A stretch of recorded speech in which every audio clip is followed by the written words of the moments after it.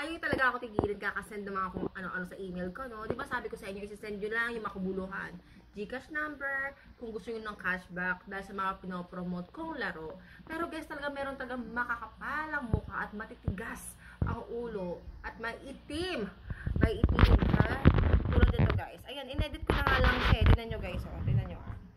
Hiyang-hiya naman ako dito. Hinedit ko na lang siya. Nagpunta pa ako ng PixArt talaga, guys. Para lang i-edit tong picture na to. O, ayan. O, kung sino ka man na nag-send sa akin. O, ayan, ha. Ayan. Inedit ko, nilagyan ko ice cream para kunyari hawak-hawak mo. Tapos, ayan, ulap. Kasi nga, makulimlim. Ang kulimlim. Talagang bumukha ka pa, ha. Tapos, kidlat. Ayan, o. Hindi ka man lang nag-ahit. Hindi ka man lang nag-ahit. Tinaw nyo, guys, o. Kaya, ayan, o.